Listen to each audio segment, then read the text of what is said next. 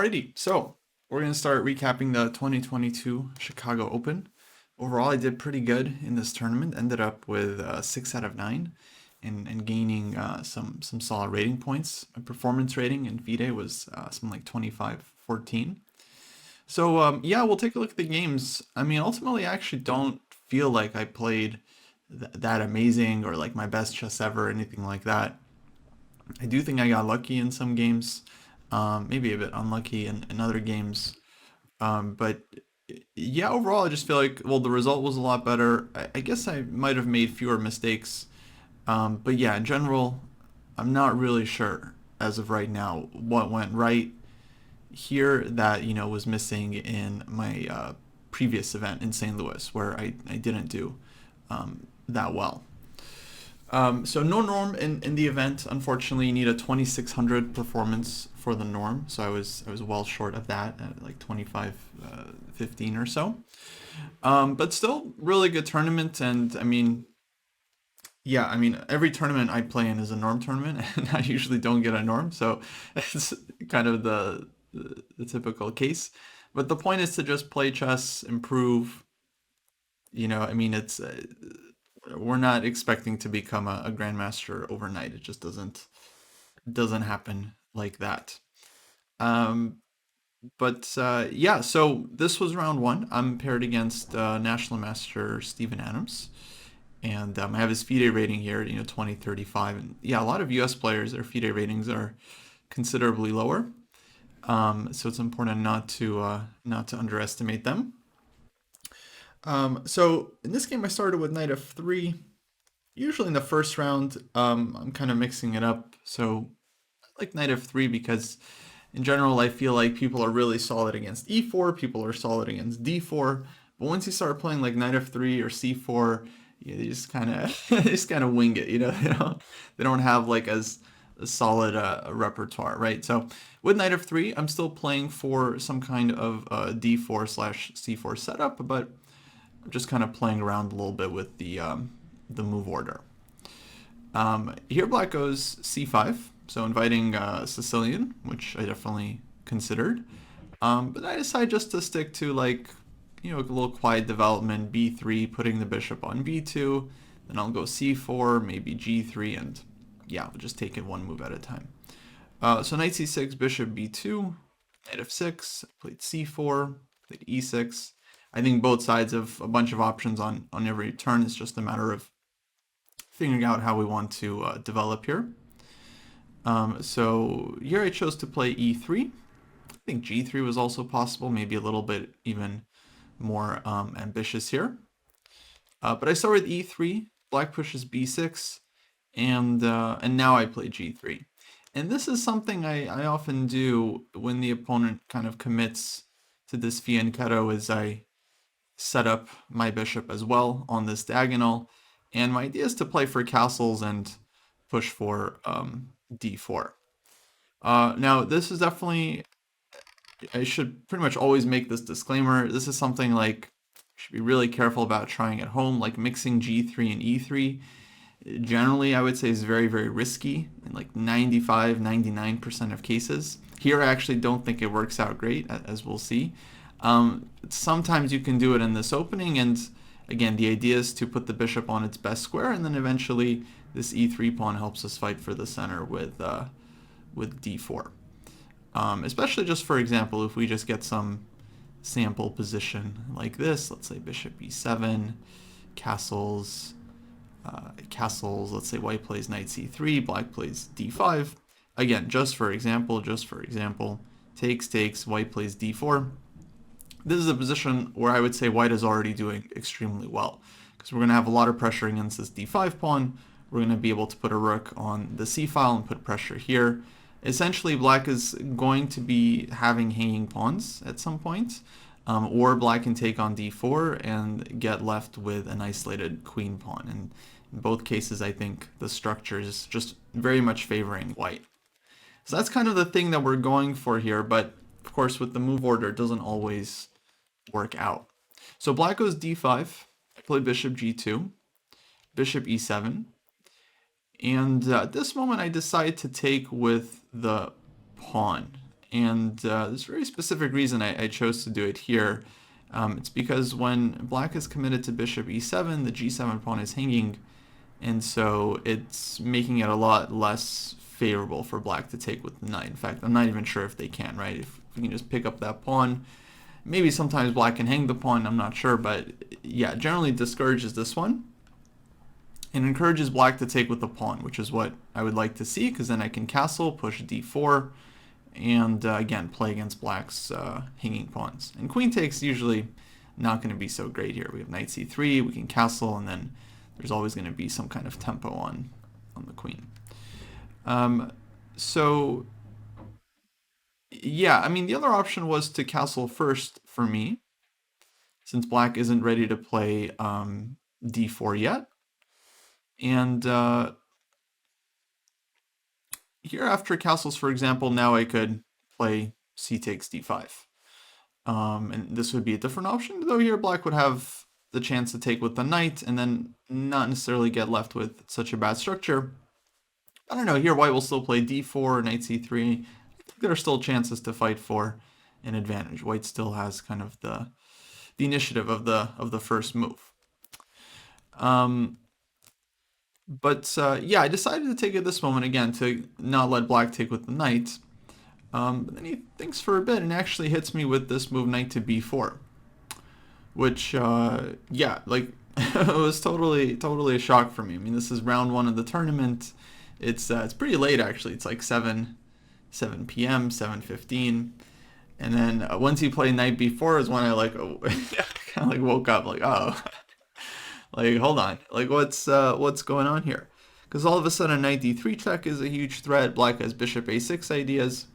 And this is exactly why most people tell you not to combine e3 and g3, because you're going to get attacked on one of these weaknesses. The bishop can't cover both diagonals.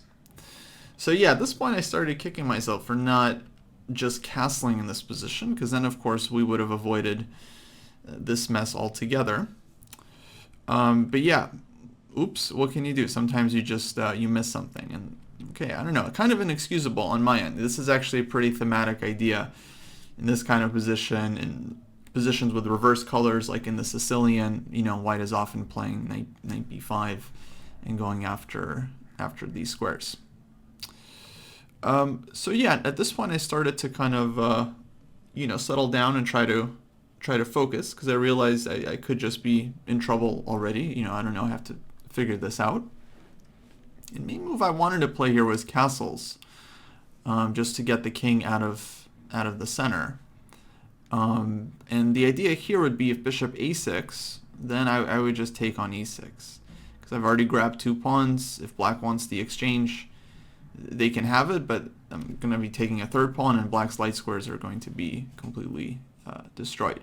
So this I definitely wasn't worried about. What I didn't like is what I do if black plays knight to d3, because to me it seemed like this knight gets plopped on a great square. There's going to be bishop a6 coming, then black can recapture this one. I considered, you know, trying to like sacrifice the piece with something like this, but it definitely didn't feel like I would be getting enough here, like queen c2, knight d3, for example, and yeah, really doesn't seem like white is enough for the piece. So I ended up playing knight e5, which I think is logical. I'm covering the d3 square. I have ideas of like knight c6, which might force like a trade of black's active knight. And also opening up the bishop, so I'm setting up ideas like d takes e6 and stuff is hanging. So I thought this was quite a reasonable move, and if black plays something like bishop a6 or something, then I'm just going to take on e6, because there's really no threat on the d3 square anymore. The engine points out that probably white should have castled anyway, and then on knight d3, the idea would be to either go queen e2 first or take here. Well, the point is, after knight takes b2, white plays queen e2. And yeah, apparently the tactics are working out in white's favor, because we have takes, we have knight g5 stuff, the rook is hanging on the diagonal. And yeah, I don't know. In the game, I just didn't really consider it. I was thinking, yeah, more something like Queen C2. And yeah, but here the queen, I guess, is just not as active as on E2. I think it's concretely just better. So yeah, it's like this weird computer thing. And yeah, I don't know. During the game, it's really kind of hard to figure out. So knight e5, black played bishop b7, which I think actually is a very logical move. Just getting ready to recapture the pawn and pinning this one.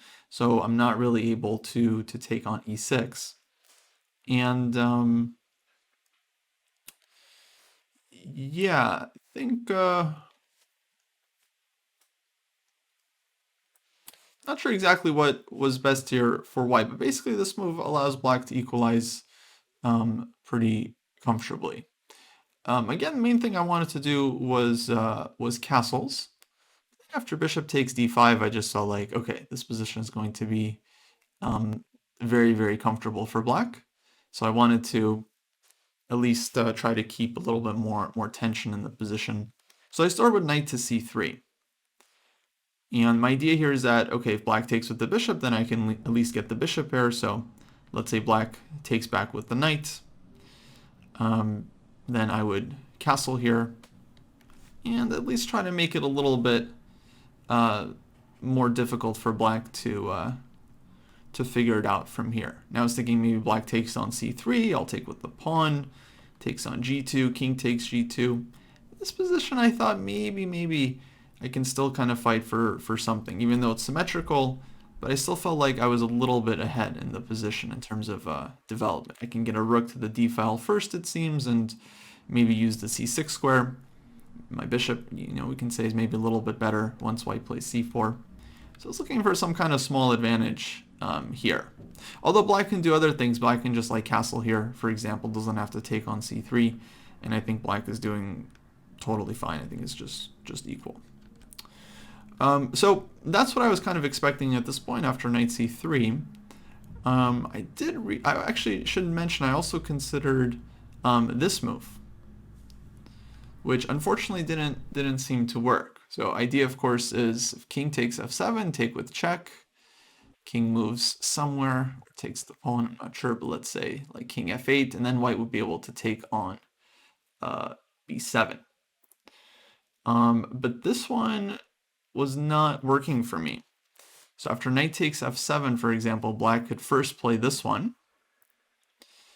And let's say king to f1. I think bishop a6 first here.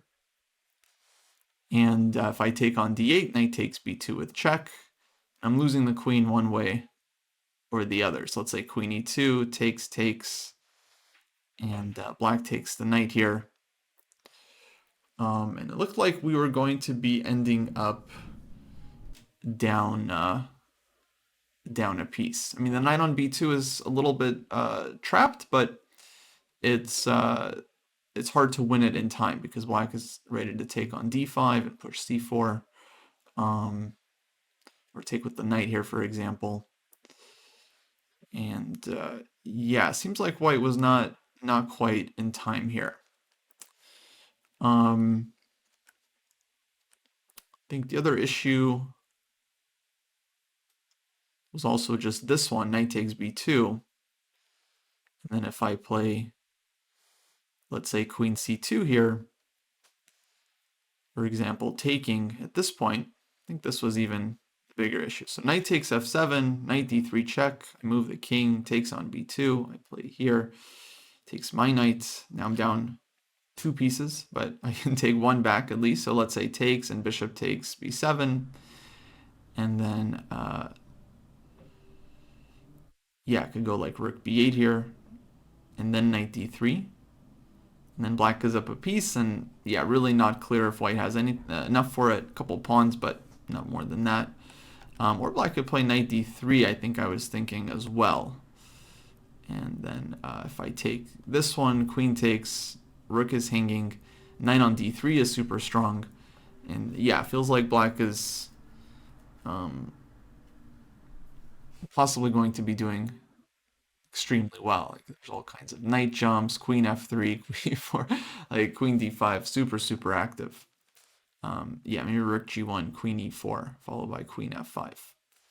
And yeah, basically it just didn't seem like it was working at all. So I didn't want to enter these complications. I decided to go knight c3. And now my opponent, after some time, ends up going bishop d6. And it's a very ambitious move, actually, because he's hitting the knight on e5, which is now hanging. And if I move this knight, then, of course, knight d3 check is a huge problem. So I was kind of thinking I could go d4 here. But after d4, it's not really not great. Let's say black takes. I have to take with the pawn because queen takes. There's knight c2 check. So takes. And then I thought black could just recapture on d5 with something. Let's say this knight. And then I'm just left with an isolated queen pawn and really very little compensation for it. So maybe the position is close to equal, but yeah, white would really just have kind of nothing here. But then on bishop d6, I decided to check my options again, and at some point I noticed like knight takes f7 here is actually a lot more interesting than before, because I'm still hitting this bishop on d6. So I started calculating knight takes f7 here, and actually it started to seem to work. So for example, if black takes with the king, then I take on e6 with check. Let's say king moves somewhere, I take on b7. Black can, let's say, give this check and take on b2. But then queen here, and the knight is trapped. So after rook b8, I move my bishop somewhere, and then we're winning back the knight. And then white has won a couple pawns. I mean, the other lines, king wasn't able to go to e2, because a lot of times this ran into like bishop a6, for example. But here king, I think, is better on e2. So that one looked great for white, but of course the critical line was to figure out what happens on knight d3 check. So here I think I have to go king f1, because otherwise bishop a6 I think would be a big problem. So for example, king a2, bishop a6, and let's say or even taking here first. It's even better, taking on d8, bishop a6 here, and black is winning back the queen. Let's say d3 takes, and is probably going to end up with an extra piece because threatening this one right now, so white has to take, black takes on d8, and yeah, extra minor piece. So knight d3 check, I have to go king f1. And the main thing to notice here was that on knight takes b2, I can take this queen on d8, and on knight takes d1, I can just take on b7. Now the other line, this bishop was on e7. So in this position, black could take on c3. Actually, no, that's not the key point. I'll show you guys the key point in a sec. But here, this is a nice point where the bishop is hanging on d6, and so white is just winning a bunch of material. The other point was after bishop a6. So this was kind of the issue in the other line. Here, white goes queen e2, and then after takes, rook a takes d8. I can go rook b1 here, and the knight on b2 is trapped. Whereas with the bishop on e7, black had resources there to basically be fine. Although I'm having trouble exactly remembering what the exact detail was.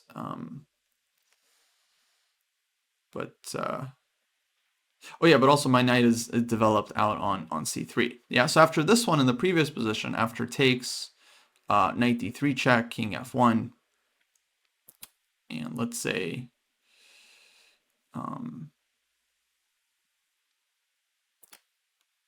well, black could take here, for example, but yeah, the issue was king takes f7, takes, king moving somewhere, bishop takes b7, knight takes b2, and on queen c2, rook to b8, and yeah, wasn't liking white's chances here. But then after knight c3, bishop d6, now it's changed. After knight takes f7, knight d3 check, king f1. If black takes here, we take on e6, king moves somewhere, we take here, knight takes b2, queen c2, and yeah, we're better developed, and here we're not losing material. In the other line with the bishop on e7, black would have knight d3 in this position, and then we're ending up down a piece. So the bishop moving from e7 to d6, it makes this like huge difference now. Black doesn't have this resource. And that means actually white is doing very, very well. Yeah, so knight takes b2, white takes on d8, bishop a6 check, and right, so if king g1, then black is just taking the queen anyway. So queen e2, it's very important to give the queen for the bishop, because then the knight ends up trapped in the end, and white can win this piece back. Because here white is still down a piece, but because we have rook a b1 at the end here, we're getting the material back, and we've won at least a pawn in the process. Whereas if we don't play queen e2, if we make some other move like king g1 here, then yeah, knight takes d1, and then black takes on, let's say takes, and then we're just, yeah, not getting the piece back. So this was a very important piece of calculation, because of course, like, I had to make sure everything works, but yeah, I didn't see an issue with it. After some time, I ended up just, yeah, playing knight takes f7. So the calculation ends up working out. Knight d3 check is played, king f1, takes, I take here, or if bishop a6, I think same thing, I just take on d8, takes on b2, and queen e2. So knight b2 takes, check, queen e2 takes, king takes, rook takes d8, rook b1. And thankfully black does not have a way to get the knight out or to win a couple pawns for it. The best black can do is to take on d5, decides to take with the knight, and yeah, now we're getting the piece back. So this, I would say, is actually a really interesting moment, and I would say one that was pretty instructive. I mean, knight takes f7, I think that was a nice combination and well calculated, but this moment was quite interesting as well, because white actually has a big choice to make. I could take on d5 with the knight, I could take on d5 with the bishop, or I could ignore the capture altogether and just play rook takes b2. And I was really trying to figure out what kind of endgame I wanted, because we're going to have an extra pawn no matter what, but there's a question of whether we want knight versus bishop, opposite color bishops, and whether we want to take on d5 or just leave it and just take on b2. So I think main thing I considered was bishop takes d5, because intuitively I was thinking, you know, I want to have knight versus bishop. But then I thought, okay, bishop e5, and I wasn't super stoked about my position here. You know, rook c2 runs into d4, and that's causing big problems. And otherwise, rook b1, d4, felt like black is at least getting some annoying play. Castles, maybe d3. I wasn't quite sure about this position. I felt like, okay, it's an extra pawn, but yeah, I wasn't exactly sure about my chances here. And so I also considered just taking with the knight on d5, but I was thinking, you know, why fix the structure? I mean, after takes, I can't really take here because of bishop e5, you know, defending the knight, so I'd have to take the knight. And then I was like, well, why improve black's pawn? Why not leave black's pawn on e6? So my next thought was to go rook takes b2 like this, and then if black wants, they can trade off the knights, and then we'd get this structure. So opposite color bishops, but instead of black's pawn being on d5, it's back on e6.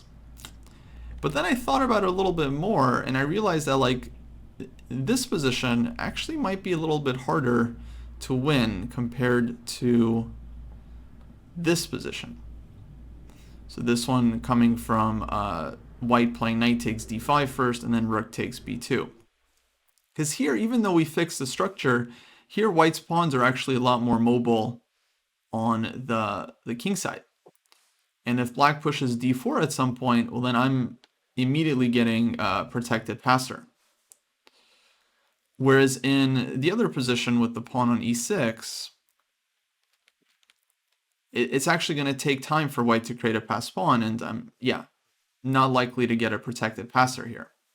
So even though here the structure looks like black has a weaker pawn on e6, I actually think trading on d5 and moving black's pawn to d5, I actually think this gives white a lot clearer winning plan. So I thought that was actually kind of interesting, because at first glance, you would think, oh, you should keep the pawn kind of passive, but actually here it ends up being much, much easier for white. So bishop e5 is played, rook b1, king e7, and now f4, and the pawns just start moving. Bishop f6, g4, black plays king d6. If h6, then I'm just pushing h4. And if g5, again, I'm just pushing h4 here. And the idea is that whichever way black takes, we're going to be pushing g5. And the pawns are just advancing. And okay, it's opposite color bishops, but there's a bunch of rooks on the board, and we have some very strong pawns, which means white has some really nice winning chances. Actually, here there's bishop e5. So probably here I would just take back immediately, and then g5 is coming, and yeah, the pawns are just moving. And black's majority on the queen side is actually not very effective at all. If black goes d4 or something, I can even just plant my king on d3, and it's actually very hard for black to really dislodge this king. So yeah, actually started feeling quite good about my chances here. I thought, maybe black should go d4 at the very least, just to try to get d3 in. But anyway, it's not really going to make a huge difference. Something like this, king f2, bishop f6. And then again, I start pushing like h4, g4, g5, e4, and so on. And yeah, eventually the pawns just completely take over. So yeah, king d6, g5, h4, h6. Now it's just a matter of improving my position. I play d3 here. Just a very simple plan. I just want to play e4 and create a 4 versus 2 majority on the king side, which is very, very dangerous. So rook f8, black is trying to stop white from pushing e4, but rook f1 just building up. Here he played b5, and now e4. And so important moment, black takes, I take back hg. And I could just recapture hg right away, and then a rook takes h1, I would just take with the bishop here. And then I'm getting ready to push my pawns forward. But I decide to throw an e5 check because there's actually no drawback to this one. If king to e6, like try and get active, I can throw in bishop h3 check as well. And then I'll take this one on g5, and white's pawns are moving. Yeah, same thing on king d7. So black is forced to play king c7, which I think is kind of a nice inclusion. And now hg. Rook takes h1, bishop takes h1. And so here I think my opponent makes maybe a final mistake. I mean, the position is lost for black either way. In fact, even if we trade rooks, the position is just losing with the opposite color bishops, because white's pawns are going to be way too strong. But here he goes rook h8, trying to infiltrate. But actually the rook, I think, was very much needed on the f-file to put pressure. So I was thinking something like c4 is the best try here. Because at least it's not that easy for white. I have to make sure that this pawn is defended. I also have to make sure that the rook is protected, so there's no kinds of bishop takes g5 tricks. Still, it should be winning. I think I was probably going to play bishop e4 here, and then maybe rook f3, and then use my king to kind of corral the pawn and slowly win. But I thought this was kind of the way to put up the most resistance. Because after rook h8, bishop g2, it turns out black's rook is completely useless on the h-file. Like rook h2, I'm just going to move my king over, and there's no play there. But in the meantime, it frees up white's rook to now get a lot more active. So king d7 is played, king e3, king e6, and now white has a lot of good options. But I actually thought I really like the move I came up with here, rook d1. And the point is actually black doesn't have such a useful move anymore. If king f5, then we're just giving bishop e4 check, and the king is forced back.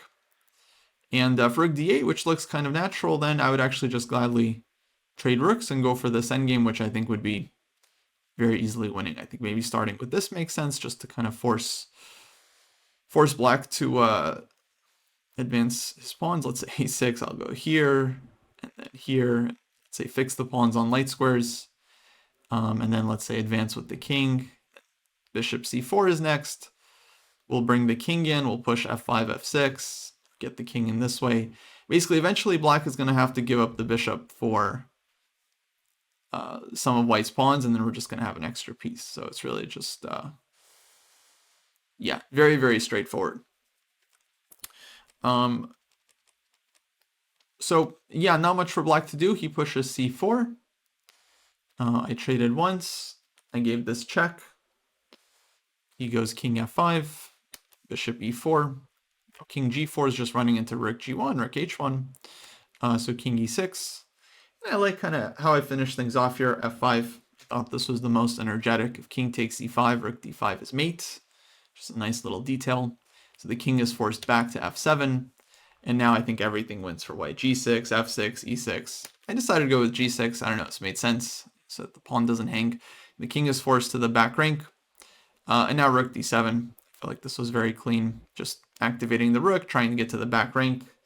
And yeah, basically just a matter of time before white is converting this one. So check, king f3. He gave this check, king g2, rook e3.